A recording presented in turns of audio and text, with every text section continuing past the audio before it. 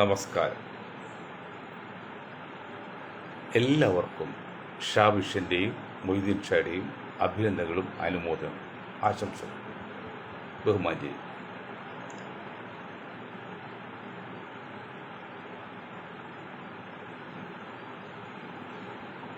ഈ ശത്രു രാജ്യം കണ്ടുകെട്ടി സർക്കാരിലേക്ക് കണ്ടുകെട്ടാനുള്ള തീരുമാനമാണ്. ഞങ്ങൾ പറഞ്ഞല്ലോ, ഇതൊരു മനഃശാസ്ത്ര കൂട്ടായ്മയാണ്, തത്വജ്ഞാനമാണ്, ശാസ്ത്രീയമാണ്. ഇത് തെറ്റുപറ്റാൻ സാധ്യമില്ല. ഞങ്ങളുടെ ഗ്രൂപ്പ് വളരെ ശക്തമാണ്. അതായത് ഇന്ത്യ പാകിസ്ഥാൻ വിഭജനം സിമ്പിളായിട്ട് പറയണം, നേരെ പറയണം. ഇന്ത്യ പാകിസ്ഥാൻ വിഭജനം നിയമവിരുദ്ധമായതല്ല, നിയമവിധേയമായിട്ട് തന്നെ തെറ്റുകൾ ശരിയുണ്ട്. വേറെ കാര്യം, രണ്ട് രാജ്യങ്ങൾ ലോകരാജ്യങ്ങളുടെ മധ്യസ്ഥോടി അല്ലെങ്കിൽ ബ്രിട്ടൻ്റെയൊക്കെ മധ്യസ്ഥോടി തീരുമാനിച്ച് പിളർന്നാണ്. അങ്ങനെ പിളർന്നു പോയ ഇന്നത്തെ പാകിസ്ഥാനിൽ നിന്ന് ഇന്ത്യയിലേക്ക് വന്നവരും ഇന്നത്തെ ഇന്ത്യയിൽ നിന്ന് പാകിസ്ഥാനിൽ പോയവരും എങ്ങനെയാണ് ശത്രുക്കളാകുക? ഇനി അവരുടെ അവകാശികൾ ഇന്ത്യയിലുണ്ടെങ്കിൽ അവരും ശത്രുക്കളാണെന്ന് പറഞ്ഞാൽ അതെങ്ങനെ ശത്രുക്കളാകുക? ഏത് നിയമം വെച്ച് നോക്കിയാലാണ് ഇന്ത്യയിൽ നിന്ന് മഹാരാജ്യം സ്ഥാനത്തും അസ്ഥാനത്തും പിളന്നതിൽ നമുക്ക് യാതൊരു താല്പര്യമില്ല എങ്കിൽ പിളർന്നു. അങ്ങനെ അത് സത്യമായി 75 വർഷമായില്ല. അതിൽ പിളർന്ന് പോയി നിങ്ങൾ സാമാന്യ ബുദ്ധിയോട് ഈ സംഘപരിവാറിനോടും മോഡിജിയോടും അമിത്ഷാജിയോടൊക്കെ ചോദിക്കാതെ നിങ്ങൾക്ക് സാമാന്യ ബുദ്ധിയുണ്ടോ? കോമൺ സെൻസ് ഉണ്ടോ? കേന്ദ്ര ഭരിക്കുന്ന കക്ഷികളെ ഇന്ത്യ പാകിസ്ഥാൻ വിഭജനം നടത്തിയത് തല്ലിട്ട് അത് വേറെ, അത് രണ്ടു കൂട്ട് സമ്മതിച്ചു പോയതാണല്ലോ. സമ്മതിച്ചു പോകുമ്പോൾ അവിടെയുള്ള ഇന്ത്യക്കാർ അല്ല ഇവിടെയുള്ള പാകിസ്ഥാനികൾ അല്ല ഇവിടെയുള്ള ഇന്ത്യക്കാർ അവിടെയുള്ള പാകിസ്ഥാനികൾ അവരെല്ലാം ശത്രുക്കളാവുന്ന എങ്ങനെയാണ്? അതായത് അയൽ രാജ്യം എന്ന നിലയിൽ ശത്രുവായി പ്രഖ്യാപിച്ച് യുദ്ധം ഉണ്ടാക്കാറുണ്ട്. അത് സ്വാതന്ത്ര്യത്തിന് ശേഷം വേണമെങ്കിൽ പറയാൻ മനസ്സിലാവും. സ്വാതന്ത്ര്യ സമയത്തിനോടനുബന്ധിച്ച് പോയി അവരുടെ സ്വത്ത് ഇന്ത്യയിലുണ്ടെങ്കിൽ ആ സ്വത്ത് ശത്രുവിൻ്റെ ആവുമോ? സാമാന്യ ബുദ്ധി ചോദിക്കണം. ഞങ്ങൾ സംശയം ചോദിക്കുകയാണ്. ആണെങ്കിൽ ആയിക്കോട്ടെ, നിങ്ങൾക്ക് ഞങ്ങളെക്കാൾ ബുദ്ധിയുള്ളവരാണ് ഇത് കേൾക്കുന്നത്. അവർ ശത്രു ലിസ്റ്റിൽ പെടുമോ? അവരുടെ അവകാശങ്ങൾ ഇന്ത്യയിലുണ്ടെങ്കിൽ ഇന്ത്യ ശത്രുക്കളോ? അത് ശത്രു ലിസ്റ്റിൽപ്പെടുത്ത് ആ വസ്തു എടുക്കുക, ആ വസ്തു എല്ലാം സർക്കാരിൽ കണ്ടുകെട്ടുക അല്ലെങ്കിൽ BJP ഗവൺമെൻറ്റിൽ എടുക്കുക എന്ന് പറഞ്ഞാൽ അവിടെ ഒരു കോമൺ സെൻസോ നീതിയുണ്ടോ?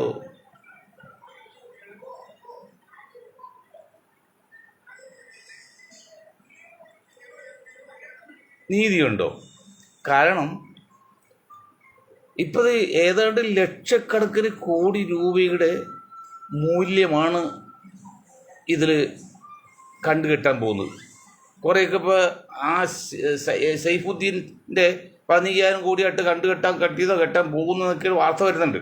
ആ കത്തിക്കുത്തി വശമൊക്കെ തട്ടിപ്പാന്ന് പറയട്ടെ, എന്തൊക്കെ അറിയാം, എങ്ങനെ അറിയാം, എന്തുവാട്ടെ, അതൊക്കെ കോടീശ്വരന്മാർ. അല്ലാതെ സാധാരണക്കാരുണ്ടാവില്ല ഇതിൽ. അവരും കൈമറിച്ച് എത്രയോ തലമുറ കഴിഞ്ഞ അവകാശികൾ മാറിക്കാണും ഇപ്പോൾ. അതൊക്കെ സർക്കാർ കണ്ടുകിട്ടുക എന്ന് പറഞ്ഞാൽ അവിടെ ന്യായമുണ്ട്, യുക്തിയുണ്ടോ? ആ സിമ്പിൾ ചോദ്യമാണ്. ആ ബുദ്ധിയുള്ളവർ നിയമജ്ഞർ അതേക്കുറിച്ച് പറയണം. ഏത് നിലക്കും സഹോദര സമുദായത്തിൽപ്പെട്ട മുസ്ലിം സമുദായത്തെയും മുസ്ലിം ഗ്രൂപ്പിനെയും ഒറ്റപ്പെടുത്തി ഇല്ലാതാക്കി ദളിതുകളെ എങ്ങനെയാണോ ഇന്ത്യയിൽ ദളിത് കോളനികളിലേക്ക് ഒതുക്കിയതുപോലെ ഈ സമുദായത്തെയും ഏതാണ്ട് 20% വരുന്ന 30 കോടിയോളം വരുന്ന ഈ സമുദായത്തെയും ദരിദ്രരാക്കി കോളനി കയറി കഴിഞ്ഞാൽ പിന്നെ കോളനിയിൽ ആശയമുള്ളൂ, പുറമ്പോക്കോല്. അങ്ങനെയുള്ള ഇവിടുത്തെ തെളിവുകൾ വന്ന് ഈ മണ്ണിൻ്റെ ഉടമകളായ ദ്രാവിഡ സംസ്കാരം ഉൾക്കൊള്ളുന്ന ദളിതുകൾ എന്താണ് ഈ 100 കണക്കിന് കോളനികളിൽ വരേണ്ടി വന്നത്? ഒരു കാറിൽ മറ്റു കാരണം പറഞ്ഞ് അവരെല്ലാം ഭൂസ്വത്തിൽ ഒഴിവാക്കി ആട്ടിപ്പായിച്ച് മലയോരങ്ങളിലും മലമ്പ്രദേശങ്ങളിലും വിജനമായ ഗ്രാമപ്രദേശങ്ങളിലും കോളനി സ്ഥാപിച്ച് 2 സെൻറ്റ് 3 സെൻറ്റ് സ്ഥലം കൊടുത്ത് ഒരു കോളനിയിലും കൂടെ ഒതുക്കി. അതാണ് ഇന്ന് ഒന്നിനും കൊള്ളാത്ത അവസ്ഥയിൽ. ഏതാണ്ട് 22% വരുന്ന ദളിതുകൾ ദ്രാവിഡ സംസ്കാരത്തെ ഉടമകളായി അവർക്ക് ഇന്ന് ഇന്ത്യയിലെ കാര്യമായ സ്ഥാനമൊന്നുമില്ലാതെ ഒതുക്കിക്കളഞ്ഞു. അതുപോലെ ഒതുക്കി ഒതുക്കി ഒന്നിനും കൊള്ളരുതാത്ത അല്ലെങ്കിൽ കൊള്ളാത്ത ഒരു വിഭാഗമാക്കി പാർശ്വവൽക്കരിച്ച് ഏതെങ്കിലും മേഖല എത്തിച്ച് അത് കോളിയാക്കാം. ഇത് ഞാൻ നിങ്ങളോട് വേറൊരു കാര്യം പറയാം, ഇതെന്താ കേൾക്കാത്തത്? ഇവിടെ കമ്മ്യൂണിസ്റ്റ് പാർട്ടി ഓഫ് ഇന്ത്യ ഭരിച്ചല്ലോ പശ്ചിമ ബംഗാളിൽ 40-40 വർഷമറ്റോ. അന്നാണോ സംഭവിച്ചത്? നിങ്ങൾക്ക് ഊഹിക്കാൻ പറ്റുമോ? അവിടെ ഒരു വലിയ തെരുവുണ്ടെങ്കിൽ അതിൽ ഒരു തെരുവിൻ്റെ ഒരു വശത്ത് മണിമാളികൾ, രമ്യഹർമ്മ്യങ്ങൾ, അവിടെ സമ്പന്നരാണ് താമസിക്കുന്നത്, സവർണരാണ് താമസിക്കുന്നത്. മറുവശത്തോ മുസ്ലിം സമുദായം. കാരണം അവിടെ 10-25-30% കൂടി മുസ്ലിങ്ങളാണ്, അത് കുറേയൊക്കെ ഭിന്നിച്ച് പോയികളും. അപ്പോൾ അവർക്ക് കൊണ്ട് ഒരു കോളനിയിലേക്ക് ഒത്തുപോയി. അപ്പോൾ ഒരു റോഡിൻ്റെ ഒരു വശത്ത് അതിസമ്പന്നന്മാർ വസിക്കുന്ന രമ്യഹർമ്മകളും മറുവശത്ത്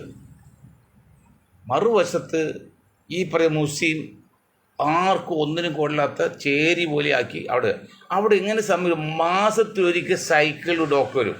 ആ ഡോക്ടർ എന്തിനെയോ ചത്തുങ്ങി ആ സർട്ടിഫിക്കറ്റ് കൊടുക്കാൻ വേണ്ടിയല്ല, ചികിത്സിക്കാൻ വേണ്ടിയല്ല. ഇപ്പുറത്തോ 5 സ്റ്റാർ ഹോസ്പിറ്റൽ, 5 സ്റ്റാർ ഹോട്ടലുകൾ, അതിസമ്പന്നന്മാർ താമസ സ്ഥലം, ഫണ്ട് മുഴുവൻ അങ്ങോട്ട് ഒഴുകുന്നു. ഇങ്ങോട്ട് ഫണ്ടുമില്ല, വെള്ളമില്ല, വെളിച്ചമില്ല, ഒന്നുമില്ല. ഇതാണ് കമ്മ്യൂണിസ്റ്റ് പാർട്ടി ഭരിച്ച പശ്ചിമ ബംഗാളിലെ അവസ്ഥ കേട്ടോ. എൻ്റെ കമ്മ്യൂണിസ്റ്റ് പാർട്ടി കോൺഗ്രസ് കുറ്റം പറയ പോലെ തന്നെ കമ്മ്യൂണിസ്റ്റ് പറയാണ് ആ ഒരു വശം. അങ്ങനെ ഇന്ത്യയിൽ ഇനി ശേഷിക്കുന്ന സ്വതന്ത്രാനന്തര ഇന്ത്യയിൽ ഏതാണ്ട് 7-8% ഭൂസ്വത്തിന് ഉടമകളായിരുന്ന ഈ സമുദായത്തെ, ഈ മുസ്ലിം സമുദായത്തെ ഇന്ന് ഏതൊരു 1% താഴെ സ്വത്തിന് ഉടമകളാക്കി. അല്ലെങ്കിൽ ഉടമകൾ 1% താഴെ സ്വത്തിന് അവകാശങ്ങളുള്ളൂ, ബാക്കി എല്ലാം നഷ്ടപ്പെട്ടു പോയി. അതിപ്പോൾ മോഡി ഗവൺമെൻറ് വന്ന ശേഷം, പ്രത്യേകിച്ച് BJP വന്ന ശേഷം ഒന്നുകൂടി ദരിദ്രരായി.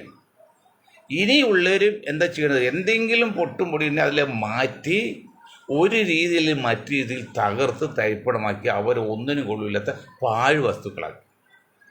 ഇവരൊക്കെ കൊന്നു തീർക്കാൻ നടക്കൂല. കാരണം അറിയാലോ, ഇസ്രായേൽ യുദ്ധം എത്ര ലക്ഷം കോടി ഡോളർ മുടക്കി അമേരിക്കയുടെ സർവ്വസന്നാവും, അമേരിക്കയുടെ കൂട്ടുരാജ്യങ്ങളെ, ബ്രിട്ടൻ, ഫ്രാൻസ് പോലുള്ള, ജർമ്മനി പോലുള്ള ഇതെല്ലാം ചേർത്ത് കേവലം 40 കിലോമീറ്റർ വീതി നീളവും 14-12 കിലോമീറ്റർ വീതിയിൽ ഒരു തുരുത്തിൽ ആക്രമിക്കാൻ വേണ്ടി ശ്രമിച്ചില്ലേ? എത്ര കോടി പൊടിക്ക്, എത്ര ലക്ഷം കോടി ഡോളർ. എന്നിട്ട് ആകെ കൊല്ലാൻ പറ്റിയ 50,000 പേരെയാണ്. അപ്പോൾ ഒരു ആളെ കൊല്ലണമെങ്കിൽ എത്ര ലക്ഷം ഡോളറായി നിങ്ങൾ കണക്ക് കൂട്ട്. അപ്പോൾ അതുപോലെ ഇന്ത്യയിൽ സംഘ് പരിവാറിനോ അല്ലെങ്കിൽ മോഡി ഗവൺമെൻറ്റിനോ അങ്ങനെ കൊല്ലാനും പരിപാടിയില്ല. ഈ സാധനങ്ങളിൽ പ്ലേഗ് അല്ലെങ്കിൽ നമ്മുടെ കൊറോണ വന്നപ്പോഴേ ആകെ നശിച്ചു പോയി കണ്ടില്ലേ? നമ്മുടെ തടാകങ്ങൾ, പുഴകളെല്ലാം നികൃഷ്ടമായി പോയില്ലേ? അപ്പോൾ കൊന്നു കഴിഞ്ഞാലും ബുദ്ധിമുട്ടാണ്. അവിടെ കൊല്ലണ്ട, പുഴുക്കളെ പോലെ ഇഴഞ്ഞിഴഞ്ഞ് ആർക്കും കൊള്ളാത്ത ഒരു വർഗമാക്കി, പ്രതികരണശേഷി നഷ്ടപ്പെട്ട ഒരു വിഭാഗമാക്കി മാറ്റി നിർത്താനുള്ള ശ്രമമാണ്. അതിൻ്റെ മുന്നോടിയാണ് ഇപ്പം ഈ കാണുന്നത്, ഈ ഒക്കം സ്വത്തിൻ്റെ നിയമവരീകരണം. ഇത് ഫ്രാൻസിസ് ജോർജ് എന്ന മഹാമനുഷ്യൻ, നമ്മുടെ ജോർജറ്റിൻ്റെ മകൻ, സാമാന്യം ബുദ്ധിയുള്ള വിദ്യാഭ്യാസമുള്ള വക്കീലാണ്. വിദ്യാഭ്യാസമുള്ള, ഞാൻ ഒരിക്കൽ ഡൽഹി ചെന്നപ്പോൾ അദ്ദേഹത്തിൻ്റെ ഫ്ലാറ്റിൽ പോയി താമസിക്കാൻ വെയിറ്റ് ചെയ്ത് കോഫി കുടിച്ച് പോന്നിട്ടുണ്ട്. അപ്പോൾ അന്ന് അദ്ദേഹം പറഞ്ഞ മര്യാദ, ഏത് മലയാളിയെ കണ്ടാലും ഈ ദക്ഷിണ സൗത്ത് മേഖലയിലെ ക്യാമ്പിലാണ് കേരളീയരുള്ളത്. അവിടെയാണ് അദ്ദേഹത്തിൻ്റെ ക്യാമ്പ്, MP ക്വാർട്ടേഴ്സ്. അപ്പോൾ പറഞ്ഞിരിക്കുന്നത് ഏത് മലയാളിക്കാരും വിളിച്ചുകൊണ്ട് ഈ ഭക്ഷണം കൊടുത്തോളാം അല്ലെങ്കിൽ ചായ കൊടുത്തോളാം, അവിടെ ഒന്നും നോക്കണം. അങ്ങനത്തെ ഒരു വിശാല മനസ്കനായിരുന്നു അദ്ദേഹം. ഇദ്ദേഹത്തെ എന്തോ പറ്റി മുൻപത്ത് പോയിട്ട് ഇദ്ദേഹം പറഞ്ഞെന്താണ്? ഇന്ത്യ മുന്നണിയും കേരളത്തിൽ UDF ഒക്കെ എടുത്ത ഘടകവിരുദ്ധമായിട്ട് എന്താണ് ഫ്രാൻസിസ് ജോർജ് അതിൽ ഇരട്ടിത്താവ് ലക്ഷം. അപ്പം അദ്ദേഹത്തിന് ജയിക്കണമെങ്കിൽ ഇടുക്കിയിലാണെങ്കിൽ അവിടെ കത്തോലിക്കർ അല്ലെങ്കിൽ ക്രിസ്ത്യൻ ഭൂരിപക്ഷ പ്രദേശമാണ്. അപ്പോൾ അവിടെ വോട്ട് കിട്ടണമെങ്കിൽ അവിടെ ചെന്ന് അങ്ങനെ വേണം. എട്ടുകാലി മമ്മുഞ്ച് പറയുന്ന കഥാപാത്രമുണ്ട് അവിടെ. അതുപോലെ അവിടെ ചെല്ലുമ്പോൾ ക്രിസ്ത്യാനി ഇവിടെ ചെല്ലുമ്പോൾ ഹിന്ദു ആകുമ്പോൾ മുസ്ലിം ആകുന്ന പോലെ എന്ന് പറഞ്ഞ പോലെ ആ സദസ്സിൽ പോയി, ആ ശുഷ്കിച്ച സദസ്സാണ് ഈ മുന്നമ സമരം. കേരളത്തിൽ വിശാലം ഇതിൽ വരുമ്പോൾ പുള്ളി എന്താണ്, ദേശീയതയും മതേതരവാദിയും ഒക്കെ ആവും, ജനാധിപത്യവാദിയാവും. ഇടുക്കിയിൽ ചെല്ലുമ്പോഴും ഇവിടെ ആ ജാതിയുടെ സപ്പോർട്ട് വോട്ട് ബാങ്കിന്. അപ്പം ഇവിടെ ലക്ഷ്യം വോട്ട് ബാങ്കാണ്, എം പി ആകുക എന്നുള്ളതാണ്, അല്ലാതെ രാജ്യനന്മയല്ല. അപ്പം അത് വന്നിക്കട്ടെ. അതുപോലെ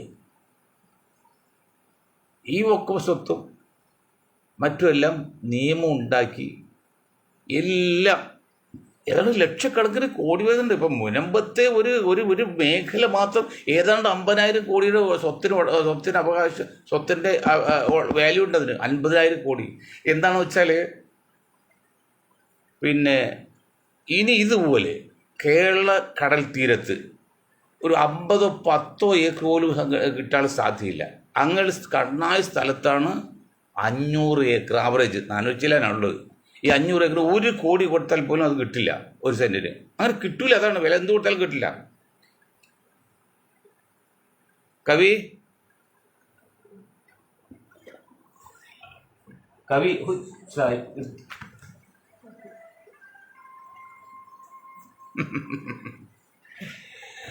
സോറി, അത് മൃഗമല്ലേ.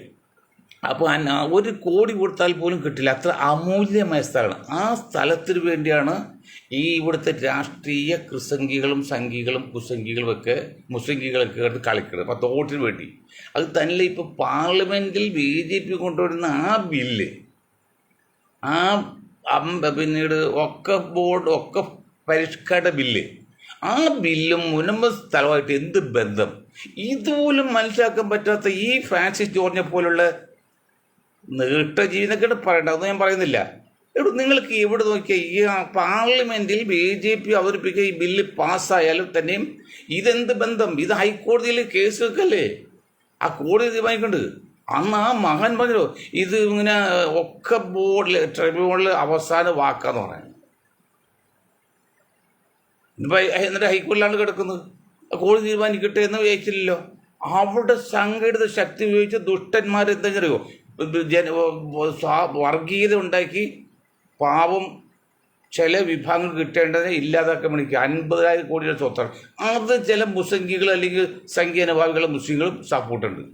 അപ്പോൾ അതൊന്നല്ല ഇവിടെ നമ്മുടെ വിഷയം. അപ്പോൾ ഇങ്ങനെ വരുമ്പോൾ ഇങ്ങനെയെല്ലാം നശിപ്പിച്ച് ഇങ്ങനെ വിഭാഗത്തെ ഇന്ത്യയിൽ ഒന്നിനും കൊള്ളാത്തവരായി ദളിത് കോളനി പോലെ ആക്കാനുള്ള ഒരു പരിപാടിയാണ് BJP ഗവൺമെൻറ് ചെയ്തത്. ഇത് എത്ര മുസ്ലിങ്ങൾക്ക് മനസ്സിലായിട്ടുണ്ട്? പെരിച്ചാഴി സ്വത്ത്, ഈ പെരിച്ചാഴി നെല്ല് സൂക്ഷിച്ച് വയ്ക്കും പോലെ, നെല്ല് കൊണ്ടുപോയി സൂക്ഷിച്ച് വയ്ക്കും. അവസാനം ഉള്ളാട് എന്ന് പറഞ്ഞാൽ അതിനെ പിടിക്കുന്ന വർഗമുണ്ട്, ഒരു ആദിവാസി വർഗ്ഗമാണ്.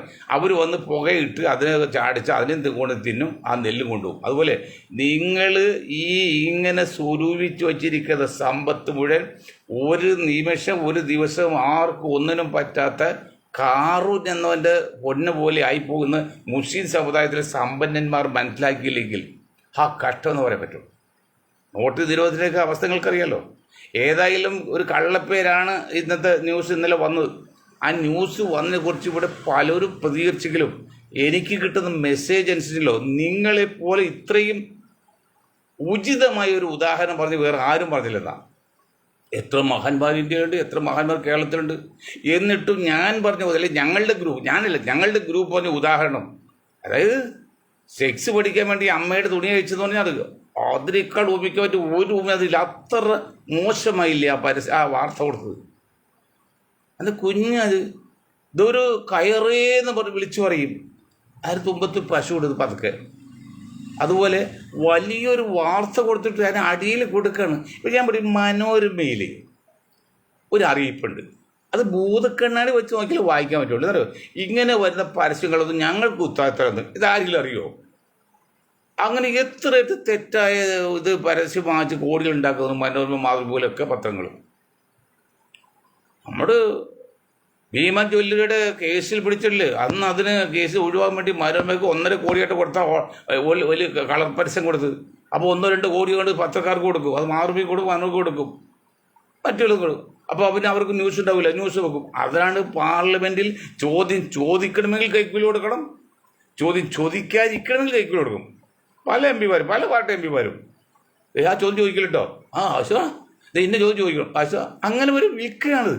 അപ്പം അങ്ങനെ വരുമ്പോൾ ഈ BJPയുടെ ആ ഉള്ളുകളി മനസ്സിലാക്കി മുസ്ലിം സമുദായത്തെ സമ്പന്നന്മാർ, പണം ഇല്ലാത്ത പറ്റുകയല്ല, ഉള്ളവർ കുറച്ചുകൂടി ദീർഘമായി ചിന്തിച്ചാൽ വലിയ നിരാശപ്പെടുക, അല്ലെങ്കിൽ വലിയ നിരാശപ്പെടും. ഏതുപോലെ എന്നറിയോ, എൻ്റെ ഒരു സുഹൃത്തുണ്ടായിരുന്നു പെരുമ്പാവൂർ, ഒരു സ്വാമിയാണ്, കല്യാണം കഴിച്ചിട്ടില്ല, അവിടുത്തെ വർഷങ്ങളായിട്ട് അവിടുത്തെ കൗൺസിലറാണ്. അപ്പോൾ ഞാൻ പുള്ളിയുടെ ഒരു സ്ഥലം വിറ്റ് കുറേ കാശ് കിട്ടി. അന്നത്തെ ലീലാണ്ട് 28-30 ലക്ഷമാണ്. ഞാൻ പറഞ്ഞത് 80 കാലഘട്ടത്തിലാണ്. 80 ഇപ്പോൾ എത്ര വർഷമായി, 20-45 വർഷമായി. അന്നത്തെ 20-30 ലക്ഷം എന്ന് പറയുമ്പോൾ എത്ര കോടി വരും. അവസാനം പുള്ളിക്ക് ഒന്നും വയ്യാതായി. കാരണം ആ പുള്ളി കഴിക്കും ഒരു ഇഡലിയും അല്പം ചമ്മന്തിയാണ്, വേറെ ഒന്നും കഴിക്കാൻ പറ്റില്ല. ആ നിരാശ ആദ്യം മരിക്കായിരുന്നു. അപ്പം അങ്ങനെ സ്വത്ത് സൂക്ഷിച്ചു വെച്ചാൽ നിങ്ങൾക്ക് അവസാനം എന്ത് പറ്റുമറിയോ, ഇതൊന്നും ചെയ്യാൻ പറ്റാതെ നിരാശനായി ജീവൻ അവസാനിപ്പിക്കേണ്ടി വരും. ഇനി ഞാൻ അൻവറിനോട് ഒരു കാര്യം പറയാം. ഇന്നലെ ഞാൻ അൻവറിന് ഒരു പൊട്ടിയതാണ്. ഇപ്പോൾ കൊട്ടൊന്നുമില്ല. അൻവറെ മോനെ, ഈ കേരള രാഷ്ട്രീയം, ഇന്ത്യൻ രാഷ്ട്രീയം ഒന്ന് പഠിക്കണമെങ്കിൽ അംബേദ്കർ പുസ്തകങ്ങൾ വായിക്കണം. ഇവിടെ പ്രേം നസീർ വന്ന്, പ്രേം നസീറിനേക്കാൾ വലുതുമല്ലോ അൻവർ. പ്രേം നസീർ രാഷ്ട്രീയത്തിൽ വന്നിട്ട് ആ പ്രേം നസീറിനെ ഇവിടെ തകർത്ത ലോബി ആരാണെന്നും എങ്ങനെയാണെന്നൊക്കെ മനസ്സിലാക്കൽ ചരിത്രം പഠിക്കും. ഇതൊക്കെ ചരിത്രമല്ല, സംഭവമാണ്, യാഥാർത്ഥ്യമാണ്. അതുകൂടാതെ നമ്മുടെ PDPയുടെ മദ്രി സാഹിബ്, ഇദ്ദേഹത്തിൽ ഞാൻ കുറ്റമൊന്നും കാണുന്നില്ല എന്ന് ക്രിസ്തുദേവൻ്റെ വിധിയിൽ പറഞ്ഞ പോലെ അങ്ങനെ ഒരു ആദ്യത്തെ കുറ്റമൊന്നുള്ളതായിട്ട് ഞങ്ങൾക്ക് തോന്നുള്ള മദ്രിയെക്കുറിച്ച് വിനച്ച് ആവേശം കൂടുതൽ കാണിച്ചതുള്ളൂ. അത് വേണമെങ്കിൽ ഒതുക്കായത്. പക്ഷേ അദ്ദേഹം എല്ലാം മാറ്റിവെച്ച് സമാജ്വാദി പാർട്ടി, മുലായം സിംഗിൻ്റെ സമാജ്വാദി ചേരാൻ വേണ്ടി പ്ലാൻ ചെയ്ത് ലക്ഷങ്ങൾ നോട്ടീസ് പ്രിൻ്റ് ചെയ്ത് പോസ്റ്റർ അടിച്ച് ലോഡ് കണക്കിന് പ്രതികരിച്ച് സംഘടന യോഗം വിളിച്ച് പറയേണ്ടതിൽ അവസാനം മുലായം ഒന്ന് രാജ്യരക്ഷാ വകുപ്പ് മന്ത്രി കൂടിയാണ് മുലായം സിംഗ്, ഇന്നത്തെ അഖിലേഷ് യാദവിൻ്റെ അച്ഛൻ. ആ മുലായം പരിപാടിക്ക് വന്നില്ല. എന്താ കാരണം അറിയാവോ? അൻവർ പഠിക്കണം. അതിൻ്റെ കാരണം മുലായത്തിൻ്റെ പാർട്ടിയിൽ PDPയുടെ മദ്രി സാഹിബ് ചേർന്ന് ആ പ്രസ്ഥാനം കേരളത്തിൽ വന്നാൽ മലായത്തിന് രക്ഷപ്പെടും, മദ്രിക്ക് ഒരു അന്തസ്സാണ്. അങ്ങനെയുള്ള മദ്രിയിൽ നിന്ന് അകത്തെടുക്കൂല. അപ്പോൾ എന്താ അത് വളർന്നു പോകും. അത് വളരാൻ പാടില്ല. അതുകൊണ്ട് അതിന് ആരാണ് മുലായത്തിന് വരുത്താൻ സമ്മതിക്കാവുന്നത് നിങ്ങൾ പഠിക്കണം. ഇല്ലെങ്കിൽ രഹസ്യമായിട്ട് എന്നെ വിളിക്കാമെന്ന് ചോദിച്ചു പറയാം. ഞാൻ ഒരു പ്രാവശ്യം ഡീറ്റെയിൽസ് പറഞ്ഞ അവരിപ്പോൾ പറയാത്തത്. ആ മദ്രി സാഹിബ് തകർത്ത് കളഞ്ഞ്, അത് പ്രേമിച്ച് തകർത്ത് കളഞ്ഞ്. അങ്ങനെ ഞാൻ എളിയവനായ മൊയ്തീൻ ഷാ, ഞാനിപ്പോൾ വലിയ ആളൊന്നുമില്ല, അങ്ങനെ ചില സാഹചര്യങ്ങൾക്ക്, അല്ലെങ്കിൽ സമ്മർദ്ദങ്ങൾക്ക്, അല്ലെങ്കിൽ സാഹചര്യം അനുഭവിച്ച് രാഷ്ട്രീയ ജനതാദളിൻ്റെ കേരളത്തിലെ ആദ്യത്തെ സംസ്ഥാന പ്രസിഡന്റായിട്ട് നോമിനേറ്റ് ചെയ്തു. അന്ന് ഇന്നത്തെ ലാലു അല്ല, ഞാൻ ഇന്നലെ പറഞ്ഞു, വളരെ ശക്തമായ 10-24 രാജ്യസഭ മെമ്പറുള്ളതാണ് ആ മൊയ്തീൻ ഷാ. നിങ്ങൾ ആ കാലഘട്ടത്തിൽ ഇന്നും ഒരു ദേശീയ പാർട്ടിയിൽ ഒരു സംസ്ഥാനത്തെങ്കിലും ദേശീയ മതേതര പാർട്ടിയിൽ മുസ്ലിം പ്രസിഡൻ്റായിട്ടുണ്ടോ എന്ന് ചോദിച്ചാൽ ഇല്ല. ലീഗിനുണ്ട്, അല്ലെങ്കിൽ കാശ്മീരിലുണ്ട്, അല്ലെങ്കിൽ PDPക്കുണ്ട്. അതൊക്കെ ജാതി പാർട്ടികളാണ്. അല്ലാതെ ദേശീയ ധാരയിലുള്ള ജനാധിപത്യ മതേതര പാർട്ടിയാണ് ഒരു പാർട്ടിയും സംസ്ഥാന പ്രസിഡന്റ് അന്നുമില്ല, ഇന്നുമില്ല. അങ്ങനെയുള്ള സമയത്താണ് അന്നത്തെ ലാലുവിൻ്റെ പാർട്ടിയിൽ സംസ്ഥാന പ്രസിഡന്റായിട്ട് മൊയ്തീൻ ഷാ വന്നത്. ഇത് സഹിക്കാൻ പറ്റുമോ? ഞാനാണ് ഈ കലക്കാട് പറഞ്ഞ പൈസ കൂടി പ്രചരണം കൊടുത്ത് വലിയ വലിയ ഫ്ലെക്സ് പോസ്റ്റർ വെച്ച് ഇലക്ഷൻ മത്സരിച്ച് വലിയ കൂറ്റൻ വലിയ ബോർഡൊക്കെ വെച്ച് മടക്കണം. ഇത് കണ്ടപ്പോൾ സഹിക്കാൻ പറ്റുമോ? അത് പഞ്ചാബിൽ നിന്ന് ഒരു നെറികെട്ട സിംഗൻ വന്ന് എൻ്റെ ഓഫീസിൽ 3-4 മാസം ഒരു കാര്യം കൊണ്ട് പറ്റി എൻ്റെ എല്ലാ രഹസ്യവും മനസ്സിലാക്കി, ഓഫീസ് സംവിധാനത്തിൻ്റെ കഴിവെല്ലാം മനസ്സിലാക്കി. എന്നിട്ട് ഞാൻ പാർട്ടിയിൽ കൊടുന്ന ഒരു നേതാവ്, സംസ്ഥാന ജനറൽ സെക്രട്ടറി നേതാവ്, ആ നേതാവ് അപ്പോഴേക്കും മെമ്പർഷിപ്പ് ഇതോടൊക്കെ നടത്തി കുറേ കൂടുതൽ മെമ്പർഷിപ്പ് ഇട്ട് വൈപ്പിൻ ഭാഗത്തുനിന്ന് 2 വണ്ടി നിർത്തി തിരുവനന്തപുരത്ത് ആൾക്കാരെ കൊണ്ടുവന്നു. ആൾക്കാർ ഏത് ഗ്രൂപ്പാന്ന് ഞാൻ ഇപ്പോൾ പറഞ്ഞില്ല, എന്നെ പറഞ്ഞ സംഘർഷമാണ്. അങ്ങനെ കൊണ്ടുപോയിട്ട് ഇലക്ഷൻ വയ്ക്കാന്ന് പറഞ്ഞു. അപ്പം നമ്മുടെ ആൾക്കാർ എത്ര ഉണ്ടോ, പുള്ളി മെമ്പർഷിപ്പ് കൊടുത്ത ആളുണ്ടാക്കി. അപ്പം ഞാൻ പറഞ്ഞു, ഈ ഇലക്ഷൻ നടത്തി പ്രസിഡൻ്റ് ആകാൻ ആഗ്രഹമൊന്നും എനിക്കില്ല, അവിടെ ഇലക്ഷൻ വേണ്ട, നിങ്ങൾ പ്രസിഡൻ്റ് ആയിക്കുമെന്ന് പറഞ്ഞു. അങ്ങനെ നിങ്ങൾ പ്രസിഡൻ്റ് ആയിക്കുന്ന ഇലക്ഷൻ നടത്താതെ ആ ലിസ്റ്റ്, ആ ലിസ്റ്റ് 1 മാസം ലാലു പ്രസാദ് യാദവ് അവിടെ കാത്തിരിച്ച്. 1 മാസം കഴിയുമ്പോൾ ഞാൻ പറഞ്ഞ്, അദ്ദേഹത്തിന് പ്രസിഡന്റ് സ്ഥാനം ആഗ്രഹം, ഞാൻ പാർട്ടി ഇഷ്ടപ്പെടുന്നു എന്ന് പറഞ്ഞാണ് ആഗ്രഹം. അതോടെ ആ പാർട്ടി നശിപ്പിച്ചു കളഞ്ഞു. പിന്നെ അതാണ് അന്വേഷിച്ചാക്ക ഒന്നും മറ്റൊക്കെ ഒന്നൊക്കെ. അപ്പോൾ അങ്ങ് എന്നെ അതിൽ നിന്ന് മാറ്റാൻ വേണ്ടി, ഞാൻ അങ്ങനെ ഒരു മതേതരവാദി, ഒരു വർഗീയവാദിയോ അല്ലെങ്കിൽ പ്രത്യേക മുസ്ലിം താല്പര്യമൊന്നുമല്ല, നീതിക്ക് വേണ്ടി പ്രവർത്തിക്കുന്ന ആഗ്രഹമുണ്ട്, അല്ലാതെ ഒരു ഇതൊന്നുമല്ല. അതിൻ്റെ ചരിത്രം അറിയാം. എന്നിട്ട് പോലും സമ്മതിച്ചില്ല. അപ്പോൾ അതുപോലെ ഞാൻ പറയാൻ കാരണം അൻവർ TMCയുടെ സംസ്ഥാന കോർഡിനേറ്ററായിട്ട് അതിന് ദേശീയ നേതാവ് പ്രഖ്യാപിച്ചു എന്നുള്ള വാർത്തയാണ് കണ്ടത്. ഇന്നിപ്പോൾ അതിൻ്റെ നിലവിൽ ഉണ്ട് എന്ന് പറയുന്ന ഒരു സംസ്ഥാന പ്രസിഡന്റ് ഉണ്ണിയുടെ പ്രസ്താവന കുറച്ച് ദിവസമായിട്ട് അത് കറങ്ങുന്നുണ്ട്. അൻവർ ആരുമല്ല, അങ്ങനെയില്ല. ഞാൻ ചോദിക്കട്ടെ, അൻവർ ഒരു പാർട്ടിയുടെ സംസ്ഥാന പ്രസിഡന്റ് ഉണ്ടെങ്കിൽ പിന്നെ ആ പാർട്ടിക്ക് ഒരു സംസ്ഥാന കോർഡിനേറ്റർ, സംസ്ഥാന സംഘാടകനെ വഹിക്കാൻ പറ്റും? കൺവീനർ വഹിക്കാം. കൺവീനർ വഹിക്കുന്ന വെച്ചാൽ ആ പ്രസ്ഥാനത്തിൽ പ്രസിഡന്റ് ആകുന്ന മുമ്പ് നീ ഇത് സംഘടിപ്പിക്കാനുള്ള സമയം കൺവീൻ ചെയ്യാന്നാണ്, കൂട്ടിമുട്ടിച്ച്. അത് കഴിഞ്ഞ് പ്രസിഡന്റ് തിരഞ്ഞെടുത്താൽ പിന്നെ ആ കൺവീനർഷിപ്പിന് അർത്ഥമില്ല. കൺവീനർ എന്ന് പറഞ്ഞാൽ അത് താൽക്കാലികമാണ്. പ്രസിഡന്റ് എന്താ ഈ GS ഉണ്ണിയോട് ഉണ്ടെന്ന് പറയുന്നു. പിന്നെ എങ്ങനെയാണ് അൻവർ കേരളത്തിൻ്റെ ഓർഗനൈസ് സെക്രട്ടറിക്ക് ആകുന്നത്? പ്രസിഡന്റ് പിന്നെ അവിടെ ഓർഗനൈസേഷൻ പോയിട്ട് എനിക്കറിയില്ല ഇതൊക്കെ നിങ്ങൾക്ക്. അപ്പോൾ അത് തന്നെ ശരിയല്ല എന്നാണ് ഇപ്പോൾ ഉണ്ണി പറയുന്നത്. അപ്പോൾ അൻവർ വളരെ സൂക്ഷിക്കണം. അൻവറിൻ്റെ കളി ഇപ്പോൾ വളരെ മോശമാണ്. അൻവർ എത്ര കളിച്ചാലും ഒരു മുന്നോക്ക ജാതി യോനിയിൽ ജനിക്കാത്ത ഒരാൾക്ക് ഇവിടെ വളരാൻ വികസിക്കാനോ സാധ്യത വളരെ കുറവാണ്. അത് ഞാൻ അവരെ കുറ്റം പെടുത്തല്ല. അവർ ആദ്യം നിലനിർത്താൻ വേണ്ടി അവരെല്ലാം കളി കളിക്കും. അതെന്തോ തെറ്റ്? നിങ്ങൾക്ക് കഴിവില്ലെങ്കിൽ നിങ്ങൾ കളിക്കുള്ളത് അവർ കളിക്കും. അങ്ങനെ നമുക്കെതിരെ വരാൻ സാധ്യതയുള്ള വിങ് എവിടേക്കാണെന്നുണ്ട് അത് ആരംഭത്തിൽ തന്നെ തകർത്തുക എന്നുള്ളത് രാഷ്ട്രീയ ബുദ്ധിയാണ്, യുദ്ധതന്ത്രമാണത്. യുദ്ധത്തിൽ 2 പ്രാവശ്യമാണ്. ഒന്ന് ചേർത്ത് നിൽക്കുന്നുണ്ട്, ആക്രമിക്കലുണ്ട്. ആദ്യമായിട്ട് ചേർത്ത് നിൽക്കണം, ഇങ്ങോട്ട് വരാതെ, എന്നിട്ട് അങ്ങോട്ട് ആക്രമണം. ഈ 2 രീതിയാണ് യുദ്ധത്തിന്. അപ്പം അതുപോലെ ഒരു യുദ്ധമാണ് ജീവിതം എന്നുണ്ട്. ആ യുദ്ധത്തിൽ ഇവിടുത്തെ സവർണ ലോബി, കാരണം അവരാകെ 15% ഉള്ളൂ. അപ്പോൾ അവരെ സംബന്ധിച്ച് അവരുടെ നിലനിൽപ്പ് അപകടത്തിലാണ്. അപ്പോൾ അവർ നിലനിൽപ്പിട്ട് അവർ എന്ത് മാർഗം സ്വീകരിക്കും? അതൊന്നും ഞാനൊരിക്കലും അവരെ കുറ്റപ്പെടുന്നില്ല. പക്ഷെ അവരതുകൊണ്ട് നമുക്കെതിരെ വരാൻ സാധ്യതയുള്ള ഒരാളെ, ഒരു വ്യക്തിത്വം, ഒരു പ്രസ്ഥാനത്തെ വളർത്തില്ല, തകർത്തുകളയും. കാരണം ന്യൂനപക്ഷങ്ങളെ സംബന്ധിച്ച്, അല്ലെങ്കിൽ പിന്നോക്കം സംബന്ധിച്ച്, അല്ലെങ്കിൽ ദളിത് സംബന്ധിച്ച് ഇവിടുത്തെ മുന്നോക്ക സമുദായത്തിൽ ഭീഷണി തന്നെയാണ്, ചലഞ്ചാണത്. അതുകൊണ്ട് അവരുടെ വളർച്ച ഓരോ മുളയിൽ നുള്ളേണ്ടത് ഈ സവർണ വിഭാഗത്തിൻ്റെ നിലനിൽപ്പിൻ്റെ ആവശ്യമാണ്. അതവർ റെസിസ്റ്റ് ചെയ്യും. അതിൽപ്പെടുത്താണ് ഇപ്പോൾ ഈ മൊയ്തീൻ ഷായുടെ അല്ല, അത് വേറൊന്നുമല്ല. അത് പ്രത്യേകം എന്നോട് വൈരാഗ്യം ഉണ്ടായിട്ടൊന്നുമില്ല. അങ്ങനെ അവരുടെ ആഗ്രഹത്തിന് വരാതെ ചിന്ത വന്നെങ്കിൽ നമ്മൾ കേരള കൗമുദി ഇപ്പോൾ ABC ചാനൽ എടുത്തന്നെ പക്ക RSR, എനിക്കറിയില്ലായിരുന്നു ഇപ്പോഴായിരുന്നു അയാൾ എൻ്റെ വാർത്ത. കേരള കൗമുദിയിലൊക്കെ 4-3 കോളം വാർത്ത എൻ്റെ കൊടുത്തിട്ടുള്ള. ഇവർ 5-8 വർഷമായിട്ട് എന്നെ അവോയ്ഡ് ചെയ്ത്. അപ്പോൾ ചോദിച്ചു, നിങ്ങൾ ബ്ലാക്ക് ലിസ്റ്റിൽ പെടുത്തി ചോദിച്ചു. അപ്പോൾ ഞാൻ ഈ മഹാനോട് ചോദിച്ചു, എടോ എന്താ കാരണം? ഞാനൊരു പൊതുപ്രവർത്തകനല്ലേ, കാരണം പറയില്ല. പിന്നെ പക്ഷേ പക്ക RSS കാരനാണ്. പിന്നെ മൊയ്തീൻ ഷായെ വളർത്തുമോ? ഞാൻ പിന്നെ വിട്ടുകളഞ്ഞു. കൗമുദിയിൽ വന്നില്ലെങ്കിലും വന്നിട്ട് വലിയ കാര്യമൊന്നുമില്ല. അപ്പോൾ ഇതാണ് അവസ്ഥ, ഇന്ത്യയിലെ അവസ്ഥ, കേരളത്തിലെ അവസ്ഥ. തഖീദ്ദീൻ ഇതൊക്കെ പറയുമ്പോഴേ നിങ്ങൾ തെറ്റിദ്ധരിക്കരുത്, പറയാതെ എനിക്ക്.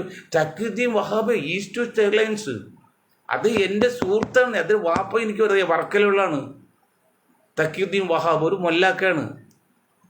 അദ്ദേഹം ബുദ്ധിരാഷ്ട്രതാണ്. എയർലൈൻസിൽ നമ്പർ 1 വന്നു ഈസ്റ്റ് വെസ്റ്റ് എയർലൈൻസ്. അവസാനം അദ്ദേഹത്തിന് സിംഗപ്പൂർ 2 വിമാനം ഒഴിച്ച് കിട്ടാൻ പറ്റുമ്പോൾ അത് കൊടുത്തില്ല, പാസ്സാക്കിയില്ല. അതെല്ലാം നിയമം പറഞ്ഞ് അത് എതിർത്തു. ആ നിയമം കാറ്റിപ്പത്തി ഡൽഹിക്കാരൻ ഒരു പട്ടർക്ക് ബ്രാഹ്മൺസിന് അത് കൊടുത്ത് 2 വിമാനം കൊണ്ടുവന്നു. ദൈവത്തെ കളി നോക്കണേ. അവരെന്ത് പകത്താണ്, എന്തോ അഴിമതി നടത്തി ബാങ്ക് ലോണൊക്കെ ഞങ്ങൾ പറ്റിച്ച് അകത്ത് കിടക്കുന്ന ഭാര്യ ഭർത്താവും. ഇതാണ് ഇന്ത്യയിലെ അവസ്ഥ. പൂനെയിൽ ഒരു സയൻറ്റിസ്റ്റ്, ഒരു ഇലക്ട്രോണിക് സയൻറ്റിസ്റ്റ്, അദ്ദേഹത്തെ കൊല്ലാൻ വേണ്ടി വർഗീയത ഉണ്ടാക്കി, ആ കൂടുതൽ വരുന്ന വഴിയിൽ വർഗീയത ഉണ്ടാക്കി, ആൾക്കാരുണ്ടാക്കി കൊന്നുകൾ. ഇതൊക്കെ അവൻ ബുദ്ധിരാക്ഷനാണ്. അപ്പോൾ അതുകൊണ്ട് ഞാൻ പറയുന്നത്, പടച്ചവനെ അല്ലെങ്കിൽ ദൈവമേ, ഈ സമുദായത്തിൽ നിന്ന് ഏറ്റവും ഉന്നത കുലത്തിൽ ആരെയും ജനിച്ചു വിടല്ലേ. വെച്ചാൽ ജീവൻ അപകടത്തിലാണ്. എത്ര കേസുണ്ട്. അത് പിന്നെ കാരണമുണ്ട്. മുസ്ലിം സമുദായത്തിൻ്റെ ചില ആൾക്കാരുടെ ചില വികൃതികൾ. ആ 1-2 വികൃതികൾ ഞാൻ പറയാമല്ലോ. ഇപ്പോൾ പർദ സിസ്റ്റം എടുത്ത് നോക്കാം. ഈ പർദ സിസ്റ്റം വാസ്തവത്തിൽ ഗുജറാത്തിലെ തുണിമില്ലാണ് അതിന് ഉണ്ടാക്കി മോഡൽ. പർദയല്ല ഇപ്പോൾ വരുന്നത്, ഒരു സൈസ് മോഡേൺ പിന്നെ ഡ്രസ്സാണത്. പർദയൊന്നും അല്ല, ഷേപ്പൊക്കെ ചെയ്ത്. അത് ഗുജറാത്തിലെ മില്ലുകൾക്ക് ഇതൊക്കെ 7,000, 8,000, 10,000 വിലയാണ്. വിൽക്കാൻ വേണ്ടിയാണ് ഉണ്ടാക്കിയത്. അവരാണ് പ്രൊജക്റ്റ് വെച്ചത്. പക്ഷെ ഞാൻ പറഞ്ഞത് പർദ്ദ ഇട്ടു, അത് വെയിറ്റ് തുണിയാക്ക്, വൈറ്റ് തുണിയാക്കുന്ന കറുത്ത തുണി എന്തിനാണ്? തന്നെയല്ല, നിങ്ങൾ ഈ മുഖം എന്തിനാണ് മൂടുന്നു? നിങ്ങൾ തന്നെ കൊച്ചാക്കാണ്. അതുപോലെ സാനിയ മിർസ, ഞാൻ ഈ മുസ്ലിം സമുദായപ്പെട്ട എനിക്ക് ചില കാര്യങ്ങൾ. സാനിയ മിർസ അതൊരു കളിയുണ്ടല്ലോ, ആ കളി ഡ്രസ്സ് ലോകം അംഗീകരിച്ചാണ്. വേണി അത് ഉൾക്കൊണ്ട് അല്ലെങ്കിൽ പോകാതിരിക്കുക, പോയി അത് ചെയ്യണം. അതൊരു ലോകം അംഗീകരിച്ചാൽ അത് പെട്ടെന്ന് മാറ്റാൻ പറ്റില്ല. അതിനെക്കുറിച്ച് ഒരു മൊല്ലമൊല്ലിയാർ എന്തോ ഒരു വാക്കോ അത് ശരിയല്ല എന്നാട്ടെ, ആ വാർത്ത ഒരു ഇംഗ്ലീഷ് പത്രത്തിൽ 8 കോളം ന്യൂസ് വന്ന്. നിങ്ങൾ മനസ്സിലാക്കും, ബുദ്ധിയുടെ അംശം മുസ്ലിം സമുദായത്തിൽ ന്യൂനപക്ഷങ്ങൾ പിന്നോക്കമുണ്ട്. നിങ്ങൾ മനസ്സിലാക്കണം. ഒരു മുസ്ലിം വാർത്ത തന്നെ പത്രത്തിലും വരില്ല. ഈ ഒരു വാർത്ത 8 കോളം ഇംഗ്ലീഷ് പത്രത്തിൽ കൊടുത്തത്. ആ പെണ്ണ് അതോടുകൂടി പിന്നെ വിജയിച്ചിട്ടില്ല, ഏതാണ്ട് ഇപ്പോൾ ഔട്ടായി വിട്ടാണ്. പിന്നെ കല്യാണം കഴിച്ച് നിർത്തിപ്പോയി. ഇന്നിപ്പോൾ ചോദ്യം ഇട്ടത് അങ്ങനെ പറ്റൂല. അപ്പോൾ ഒരു സമസ്തയായിട്ട് ഒരു സുന്നി മൊയ്ലിയാർ പറഞ്ഞ് മുസ്ലിങ്ങൾക്കെല്ലാം ഒരു നിയമമുള്ളൂ. ഓക്കെ, സമ്മതിച്ചു, ഒരു നിയമമുള്ളൂ. പക്ഷേ വിവേക ബുദ്ധി എന്നുണ്ട്. ആ നിയമത്തിനടിയിൽ വിവേക ബുദ്ധി, സർക്കംസ്റ്റൻസ്, സാഹചര്യത്തിന് വിധേയമായി ജീവിക്കാന്നാണ്, അടിസ്ഥാനമായി മാറ്റം വരാതെ. അങ്ങനെ വരുമ്പോഴേ ലക്ഷത്തിൽ ഒരാളാണ് ആ പോസ്റ്റിൽ വരുന്നത്. ലക്ഷത്തിൽ ഒരാൾ. ആ ലക്ഷത്തിൽ ഒരാൾക്ക് പോയി സാനിയ മിർസ എന്ന ഒരു മുസ്ലിം സ്ത്രീ വന്നു. അപ്പോൾ നമ്മൾ എന്താ വേണ്ടേ? അത് നല്ലതാണെന്ന് നിങ്ങൾ പറയണ്ട, ചീത്തയാണെന്ന് പറയണ്ട. അവരെ നിങ്ങൾ ചൂടാക്കാൻ വേണ്ടി പത്രക്കാർ കിള്ളി ചോദിക്കും, നിങ്ങൾ വാ വിളിച്ചു പറയും, അത് അവർ വെണ്ട കാഴ്ച തരത്തും. അങ്ങനെയുള്ള ചില കാര്യങ്ങൾ നമ്മൾ പിന്നെ അനുകൂലിച്ച് പറയേണ്ടതേ, എതിർത്ത് പറയണ്ട, അത് വിട്ട് കളിച്ചേക്കണം. ലക്ഷത്തിൽ ഒരാളല്ലേ അതുപോലെ ഒന്ന് ആ പെണ്ണുക്ക് ആ മൊയ്ലിയ പറയേണ്ട കാര്യമുണ്ടോ? അതുപോലെ ഇപ്പോൾ J7 കളിയിൽ ആണും പെണ്ണും ഒരുമിച്ച്, അത് ഞാൻ പറഞ്ഞോടെ, ആണും പെണ്ണും ഒരുമിച്ച് കേൾക്കുന്ന കാര്യത്തിൽ മുസ്ലിങ്ങൾ സമ്മതിച്ച് അത് സമ്മതിക്കാൻ പറ്റില്ല. അത് നിയമമുള്ളൂ, ശരിയാണ്. അങ്ങനെ പറഞ്ഞാൽ ആസാമിൽ യൂണിവേഴ്സിറ്റിയിലെ പെൺപിള്ളേരും ആൺപിള്ളേരും ഒരുമിച്ച് താമസിക്കാൻ വേണ്ടി സമരം ചെയ്ത് സമരം കൊടുത്ത് 3 മാസം കഴിയുമ്പോൾ അതിൽ നല്ല ശതമാനം പേര് ഗർഭിണിയായി. ഇതൊക്കെ സത്യമാണ്. അപ്പോൾ അതിൽ മൗലികന്മാർ ഞാൻ നിങ്ങളോട് പറഞ്ഞത്, ഞാൻ ഇന്നലെ പറഞ്ഞാണ്, ഒരു മുസ്ലിം സംഘടന അല്ലെങ്കിൽ ജമാഅത്ത് കൗൺസിൽ അല്ലെങ്കിൽ മുസ്ലിം ലീഗിനെ പോലെ സംഘടന, അങ്ങനെയുള്ള സംഘടന നടത്തുന്നെങ്കിൽ നിങ്ങൾ പറഞ്ഞത് ശരിയാണ്. ഇത് മുസ്ലിം പേര് മാത്രമേ ഉള്ളൂ. അങ്ങനെ മമ്മൂട്ടി മുസ്ലിം എന്ന പേരില്ലേ, പിന്നെ പ്രേം നസീർ മുസ്ലിം പേരില്ലേ, എത്ര സിനിമാ സംവിധായക നിർമ്മാതാക്കൾ മുസ്ലിം പേരിലുണ്ട്. അവർ ചെയ്ത സിനിമയിൽ എന്തെല്ലാം കെട്ടിപ്പിടുത്താൻ നടക്കുന്നുണ്ട്, അതൊക്കെ നിങ്ങൾ പോയി കാണാതിരിക്കട്ടെ. അപ്പം അങ്ങനെ വരുമ്പോൾ നിങ്ങൾ ഫത്വ കൊടുക്കുമ്പോൾ ഒന്ന് ശ്രദ്ധിക്കണം. ഇസ്ലാമികമായിട്ട് ശരിയല്ല. പിന്നെ ചില വ്യക്തികൾ എന്ത് ചെയ്യുന്നത് നമുക്ക് ചെയ്യാൻ പറ്റും. ഇപ്പോൾ കള്ളുഷാപ്പിൽ കള്ള് കുടിക്കുന്നിടത്ത് ഇറച്ചി അർത്ഥമാണോ കൊന്നാന്നോ അറിയേണ്ട കാര്യമുണ്ടോ? അതുപോലെ അങ്ങനെ പോകുന്നവർക്ക് ഞാൻ ഒരു കാര്യം പറഞ്ഞ് നിർത്താണ്. അതായത് ആലപ്പുഴക്കാരൻ അബ്ദുൽ ഖാൻ സക്കാത്ത് നിർബന്ധമല്ലാതെ എഴുതി തന്നാൽ പൈസ തരാമെന്ന് പറഞ്ഞ് പള്ളി പണിക്ക്, അതിനാരും എഴുതി കൊടുക്കൂല. ഒരു തങ്ങളിതെല്ലാം മനസ്സിലാക്കിയിട്ട് തങ്ങൾ ചെന്ന് എന്ത് പറഞ്ഞു, പിന്നെ അതിനിതാ കള്ളാസ് എഴുത്തോളൂ. ആലപ്പുഴക്കാരൻ അബ്ദുൽ ഖാന് സക്കാത്ത് നിർബന്ധം എഴുതി കൊടുത്ത് പൈസ വാങ്ങിച്ചു പോയി. ഇത് രണ്ടും കണ്ടിരുന്ന ശിഷ്യൻ ചോദിച്ചു, എന്താ താങ്കൾ അങ്ങനെ കൊടുത്ത്? എടോ, സക്കാത്ത് കൊടുക്കൂല എന്ന് ഒരുത്തൻ പറഞ്ഞ അവൻ മുസ്ലിമല്ല. 5, 6, 11 കാര്യത്തിൽ പ്രധാനപ്പെട്ട ഒന്നാണ് അവൻ്റെ സാമ്പത്തിക ശേഷി കാണിച്ച് 2% സക്കാത്ത് നിർബന്ധ ദാനം കൊടുക്കാന്നുള്ളത്. അത് കൊടുക്കൂല ഒരാൾ പറഞ്ഞാൽ അവൻ മുസ്ലിമല്ല. മുസ്ലിങ്ങൾക്ക് അത് ബാധകമുള്ളൂ, അത് ബാധകമല്ല എന്ന് പറഞ്ഞ് തടി തപ്പി. അതല്ല, അല്ലത്ര കുറ്റമില്ല. അതുപോലെ ഇങ്ങനെയുള്ള കാര്യങ്ങൾ വരുമ്പോൾ ആ തങ്ങൾ കാണിച്ച ബുദ്ധി കാണിക്കണം. എന്താണ്? നിങ്ങൾ നേരിട്ട് ഇടപെടരുത്. അതൊക്കെ വ്യക്തിപരമായ കാര്യമുണ്ട്. അത് അവരെ പാടാം, നമുക്കല്ല എന്ന് പറയുള്ളൂ. അങ്ങനെ പറഞ്ഞ് ഇത് നാണക്കേണ്ട കാര്യമുണ്ടോ? ഇപ്പോൾ കമ്മ്യൂണിസ്റ്റ് പാർട്ടിയിൽ ഓരോ ഒതുക്കൽ ഇപ്പുറത്തെ ഒതുക്കൽ. അപ്പോൾ എത്ര വയസ്സായി കാന്തപുരം സാറ്, അബൂബക്കർ സാറ്, അബൂബക്കർ മുല്ലിയാർ. ഞാൻ പറഞ്ഞു, നിങ്ങൾ പിന്നെ പടച്ചോനെ ഓർക്കുന്നിടത്ത് കാന്തപുരത്തെ ഓർക്ക്, അപ്പോൾ നല്ലതാണ്. അല്ലെങ്കിൽ മറ്റേ ഒലിയുല്ലാഹി ഓർക്ക് മരണ സമയത്ത് നിങ്ങൾ സ്വാധീനത്തിൽ പോകുന്നൊക്കെ പറഞ്ഞ് ചാനൽ ഞാൻ കേട്ട് കേട്ടാ. അങ്ങനെയൊക്കെ പറഞ്ഞ് ശരിയാണോ? ഈമാൻ പോവില്ല ഇതിന്. അള്ളാഹുവിനെ പറ്റി ആരും ആരാധിക്കുന്നല്ലേ പറഞ്ഞത്. അള്ളാഹുവിന് മാത്രമെന്നുള്ള ഞങ്ങൾ പഠിച്ചിരിക്കുന്നത്. ഇത് നിങ്ങൾ പോരുത്, നിങ്ങൾ പോയിക്കോ, ദുആ ചെയ്ത് പോന്നോ. അതിന് അമിതമായി പ്രാധാന്യം കൊടുക്കരുത്. അത് ഒരു പാർട്ടി അമിതമായ പ്രാധാന്യം, മറ്റു പാർട്ടി അതുപോലെ അത് ചെയ്ത്. എടോ കള്ളന്മാരെ, നമ്മൾ നിങ്ങൾ അടുത്തടുത്ത് നിങ്ങളുടെ അടിത്തറകൾ ഈക്കൊണ്ടിരിക്കുകയാണ് ഇന്ത്യയിൽ. അത് മനസ്സിലാക്കുന്നില്ല. നിങ്ങൾ ഇപ്പോഴും കൈ ഇവിടെ കേട്ടണം, കാലെവിടെ കേട്ടണം എന്നൊക്കെയാണ് ചിന്തിക്കുന്നത്. ഇവിടെ അടിസ്ഥാനപരമായിട്ട് ഇന്ത്യയിൽ ഞാനിപ്പോൾ നിങ്ങൾക്ക് നിലനിൽപ്പ് എവിടെയൊന്നും മനസ്സിലാക്കണ്ടോ? ഇപ്പോൾ നിങ്ങളെ തലയെക്കെട്ട് കിട്ടി ഗ്രൂപ്പ് ഉണ്ടാക്കി പൈസ ഉണ്ടാക്കി ജീവിക്കുകയാണ്. അതൊക്കെ നിങ്ങൾക്ക് ബുദ്ധിയില്ലാത്തൊരു ഭാഗമാണത്. അപ്പോൾ ഇങ്ങനെയുള്ള കാര്യങ്ങൾ വ്യാഖ്യാനിക്കുമ്പോൾ ഒന്നുകൂടി ശ്രദ്ധിക്കണമെന്ന് പറഞ്ഞുകൊണ്ട് ഞാൻ എൻ്റെ വാക്കുകൾ അവസാനിപ്പിക്കുകയാണ്.